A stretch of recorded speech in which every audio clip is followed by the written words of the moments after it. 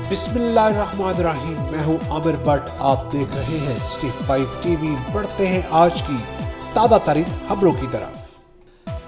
अहमदपुर, सियाल और गिरदोनवा में मूसलाधार बारिशों का सिलसिला जारी। बारिश की रिमझिम और छमछम ने मौसम तो खुशगवार कर दिया, लेकिन गिरदोनवा की सड़कें, गलियां तालाब का मंजर पेश करने लगी।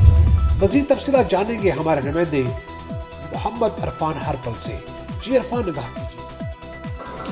अहमदपुर सियाल मुल्क भर की तरह अहमदपुर सियाल गिरदोनवाह में सुबह के वक्त से ही बारिश का सिलसिला वक्फे से जारी। गर्मी का जोर टूट गया। मौसम खुशगवार, नशेबी इलाके ज़ेरे आब आ गए। शहरी इलाके, गलियां, सड़कें तालाब का मंजर पेश करने लगी। कैमरामैन टीम के साथ Mohammad Arfan Harpal, city 5 TV, Ahmedpur. City 5 news में फिलहाल इतना ही। मजीद खबरों के लिए देखते रहिए सिटी 5 टीवी। मत भूलिए हमारा पेज लाइक करना और सब्सक्राइब करना सिटी 5 टीवी। तब तक के लिए इजाजत दीजिए। अल्लाह के बाद।